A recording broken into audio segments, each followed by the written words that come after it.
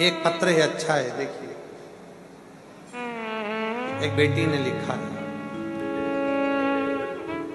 मैं ईशिता अभिषेक जायसवाल, मैं निवासी बढ़िया खेड़ी सीहोर की निवासी हूँ। मेरे पिताजी का नाम सुरेश राय की बेटी हूँ। मैं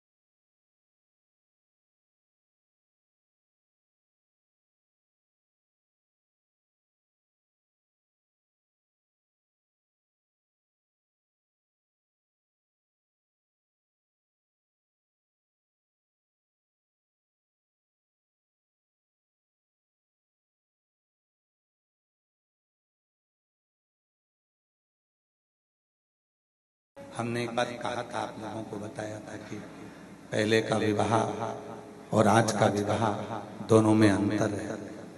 शंभू, पहले के विवाह में और आज के विवाह में दोनों में अंतर है।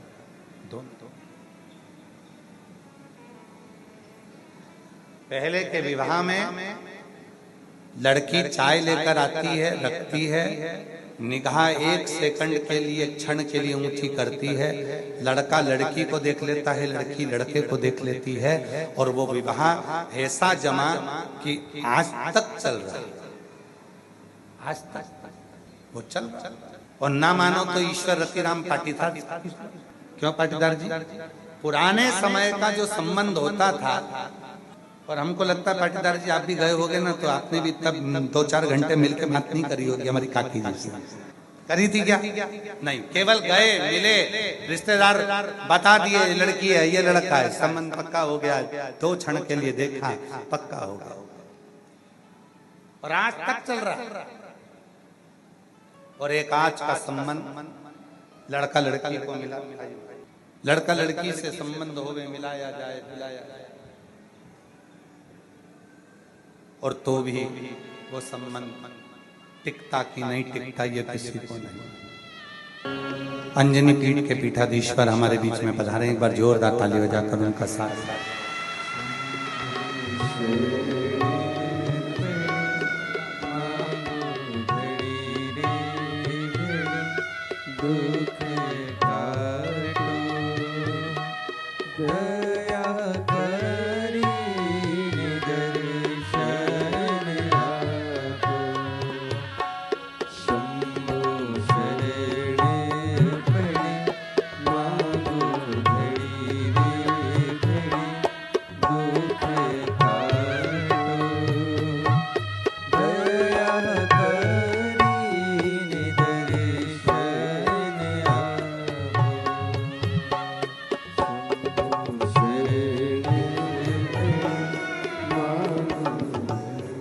पूर्व का जो संबंध है, उस पूर्व के संबंध में एक क्षण का देखना होता था। थोड़ा मिठास डाल दो, गला पकड़ रहा है बाबा, बहुत ज्यादा साउंड बेकार चल रहा है। पूर्व के संबंध में एक क्षण का मिलन होता था, और वो एक क्षण का मिलन जन्म जन्म तक चलता रहता था। एक आज का संबंध, माँ बाप होटल बुक कर लिए, 17 करोड़ की शादी की तारीख निकल गई, दोनों के फोटो शूट करने के लिए गए थे घूमने, छोरी छोरे को निपटा दिया। अब तो हमको टेंशन होने लगा राघव की शादी का। कहां गया विश्वास, कहां गया भरोसा? एक निवेदन, एक करवत हाथ जोड़कर, बच्चों को डॉक्टर बनाओ, इंजीनियर बनाओ, कलेक्टर बनाओ, तुम्हारी मर्जी पड़े वो बनाओ, खूब पढ़ाओ, पर अपने घर के बच्चों को एक लोटा जल चढ़ाने का संस्कार भी दो कम से कम। वो आपके बच्चों के संस्कार प्रबल होंगे तो वो कभी किसी को धोखा नहीं देगा। वो बच्चा धोखा नहीं दे सकता, वो बेटी कभी धोखा नहीं दे सकती, वो लड़की कभी धोखा नहीं दे सकती जो शिव को भजती होगी, शिव को पूजती होगी, शंकर को एक लोटा जल चढ़ाती होगी। वो आपके जीवन में अगर आ गई तो वो कभी तुमको धोखा नहीं देगी, भले रूखी रोटी खा लेगी, तेरे से कदम मिलाकर चलेगी। संबंध क्या हो गया आज के जमाने को? पानी की टंकी में, बाथरूम के फर्श के नीचे, मिक्सर में, क्या कहां गए? निवेदन करें आज इस व्यासपीठ से, आप चाहते हो कि हमारे बच्चे अदालत में खड़े होकर गीता पर हाथ रखें, ये दुनिया का कोई व्यक्ति नहीं चाहता। अगर बचपन में अपने बच्चों को गीता पढ़ने के लिए दोगे, गीता सुनने के लिए दोगे, और सत्संग में लेकर जाओगे तो ये पक्का है कि तुम्हारे बच्चे कभी अदालत में खड़े होकर गीता पर हाथ नहीं रखेंगे। गीता पर हाथ नहीं। पढ़ाओ, खूब पढ़ाओ अपने बच्चों को, बेटा और बेटी को खूब पढ़ाओ, खूब डिग्रियां दिलाओ, खूब डिग्रियां दिलाओ, खूब अच्छे अच्छे कोचिंग में भेजिए, पर साथ में अपने बच्चों को संस्कार भी दीजिए। आज विरोध करने वाले बहुत विरोध करते हैं सनातन धर्म का। महाराज उन्होंने तो धंधा बना लिया, महाराजों ने तो ये कर लिया। अरे अगर भारत की भूमि पर संत नहीं होते, साधु नहीं होते, अगर ये कथा, ये सत्संग नहीं होते, तो अभी तो झांकी नजर आई है पुणे में।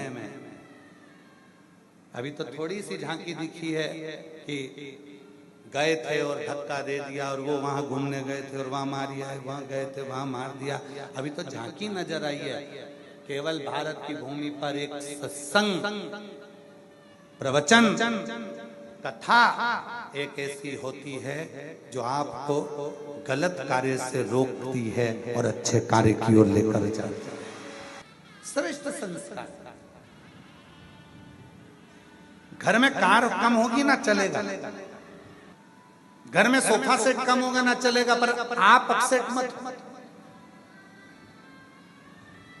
कार कम है चलेगा, पर संस्कार की कमी नहीं होना चाहिए। संस्कार प्रबल होना चाहिए। नियम बनाओ अपने अपने बच्चों को रोज एक लोटा जल देकर मंदिर पहुंचाने का।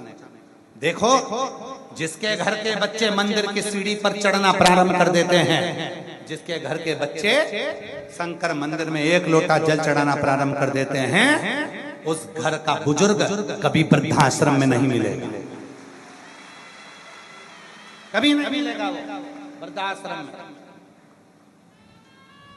जाना, वृद्धाश्रम में जाइए, पूरे भारत के जितने वृद्धाश्रम में सब में जाकर देखिए, ठेले चलाने वाले का माता पिता कभी वृद्धाश्रम में नहीं मिलता, सब्जी बेचने वाले के माता पिता कभी वृद्धाश्रम में नहीं मिलते, फल बेचने वाले के माता पिता कभी वृद्धाश्रम में नहीं मिलते, कबाड़ा बीनने वालों का, कबाड़ा बेचने वालों के माता पिता कभी वृद्धाश्रम में नहीं मिलते। गरीबी में गुजरान कर लेंगे, पर अपने माँ बाप को वृद्धाश्रम नहीं भेजते। वृद्धाश्रम में तो अच्छे अच्छे पढ़े लिखों के माँ बाप वृद्धाश्रम में बैठकर रोटी खाते हैं। गरीब का नहीं मिलेगा, किसी ठेले चलाने वाले का, किसी गरीब आदमी का माँ बाप कभी वृद्धाश्रम में नहीं मिलेगा। वो रूखी खाएगा, पर अपने माँ बाप को रखे, सेवा करे, खूब पढ़ाओ, खूब विद्याध्ययन कराओ, पर साथ में संस्कार दीजिए, ज्ञान दीजिए। हमारे घर के बच्चे गलत मार्ग पर ना जाए। मातृशक्ति जगत जननी जगदम्बा अम्बा को प्रसन्न करने के लिए और भगवान देव अधिदेव महादेव को प्रसन्न करने के लिए, दोनों को प्रसन्न करने के लिए अलग अलग क्रम बनाए, और दोनों के क्रम बिल्कुल अलग। शक्ति को प्रसन्न करना है, माँ दुर्गा भवानी को प्रसन्न करना है, तो अग्नि के माध्यम से माँ आद्य शक्ति दुर्गा भवानी प्रसन्न हो जाती है, अग्नि के माध्यम से। इसलिए जब अष्टमी की तिथि होती है, नवमी तिथि होती है, सप्तमी तिथि होती है, अष्टमी तिथि होती है, नवमी तिथि होती है, ये सारी जो तिथियां होती हैं, इन सारी तिथियों में हम माता रानी को थोड़ी अग्नि जलाकर धूप छोड़ते। देवी को प्रसन्न करने के लिए अग्नि की जरूरत पड़ती है, और महादेव को प्रसन्न करने के लिए एक लोटे जल की जरूरत पड़ती है।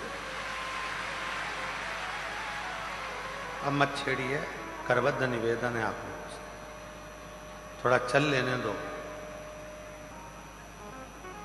देवी को प्रसन्न करना है तो अग्नि की जरूरत पड़ेगी, और मेरे महादेव को अगर प्रसन्न करना है तो एक लोटे जल की जरूरत है। अब कई लोग कहते हैं गुरुजी शिव और शक्ति दोनों को ही प्रसन्न करना है और तुरंत कोई ऐसी जगह बता दो जहां पर शिव और शक्ति एक साथ प्रकट होकर प्रसन्न होकर हम पर करुणा करना प्रारंभ कर दें, तो वो स्थान कौन सा हो सकता? तो शिव महापुराण में उमा संहिता में एक स्थान ऐसा बताया, बेलपत्र का वृक्ष। उस बेलपत्र के वृक्ष के नीचे जब जल चढ़ाकर हम दीपक प्रज्वलित करते हैं, लंबी बत्ती का, कौन सी बत्ती का? वो रुई की जो लंबी बत्ती होती है, उसको घी में डुबोकर हम दीपक प्रकट करते हैं। उस समय पर शिव और शक्ति दोनों ही प्रसन्न होकर हमें वर प्रदान करना प्रारंभ करते, दोनों। अब दीप किसके लिए लगाया तुमने? शक्ति के लिए। जल किसके लिए चढ़ाया आपने? देवाधिदेव महादेव। दोनों को प्रसन्न कर। और देवी को जब कोई दीप लगता है, कुल देवी को, मां आद्य शक्ति जगत जननी जगदम्बा दुर्गा भवानी को, मां वीणा वादनी को, मां शारदा को, मां संतोषी को, मां लक्ष्मी को, मां जगत जननी दुर्गा भवानी को, कोई भी माता को यदि दीपक लगाया जाता है तो वो बत्ती गोल नहीं होती, वो फूल बत्ती का नहीं होता। मां आद्य शक्ति, मां जगत जननी दुर्गा भवानी को, लक्ष्मी को, शारदा भवानी को, मां वीणा वादनी को, मां पार्वती को, भगवान मां आद्य जगत जननी दुर्गा भवानी को अगर कोई दीप लगाया जाता है तो वो बत्ती हमेशा लंबी हो। लंबी बत्ती क्यों? गोल बत्ती क्यों नहीं? तो कहा, जब हम मां आद्य शक्ति जगत जननी को लंबी बत्ती का दीपक लगाते हैं तो हमारा वंश बढ़ता चले जाता है, वो वंश घटता नहीं। वो वंश नहीं घटता, बढ़ता। इसलिए शिव और शक्ति, देवी को अगर प्रसन्न करना है तो अग्नि से होगा, और अगर महादेव को प्रसन्न करना है तो जल से। तो कोई ऐसा स्थान जहां पर ये दोनों हम क्रम करें और हमारे ऊपर शिव और शक्ति की करुणा बरसे, तो कहा वो है बेलपत्री का वृक्ष। पहले जल समर्पित करो, उसके बाद लंबी बत्ती का अगर एक दीपक भी हमने महीने भर में एक बार भी लगा दिया तो याद रखना, शिव और शक्ति हमारे जीवन में इतनी तरक्की देना प्रारंभ करते हैं कि हमारे सारे मार्ग सुलभ होते चले। एक और मैंने तेरे ही भरोसे बाबा, तेरे ही भरोसे हवा बिछ उड़ती जागी बाबा, डोर हतो छठी नाम कटी जागी भोले मैं तेरी पतंग, शंभू मैं तेरी पतंग, हवा बिछ उड़ती जागी बाबा, डोर हतो छठी नाम कटी जागी। शिव कथा कर रही। अनलासुर एक ऐसा असुर था जिसने शिव और शक्ति दोनों से ही वर प्राप्त करे। दोनों से वर मिल रहा, शिव से भी वर प्राप्त हो रहे हैं और शक्ति से भी वर प्राप्त। जब दोनों से ही वर प्राप्त हो गए, फिर अनलासुर ने विचार कर लिया कि अब तो मैं प्रबल हो गया, और उस प्रबलता में वो गलत कार्य करने लगा, श्रेष्ठ कार्य से वंचित हो गए। और शिव कथा क्या कहती है? पद मिले, प्रतिष्ठा मिले, धन मिले, वैभव मिले, सत्ता मिले, कुर्सी मिले, तो प्रयास करना उसका सदुपयोग करना, दुरुपयोग नहीं। सदुपयोग करो।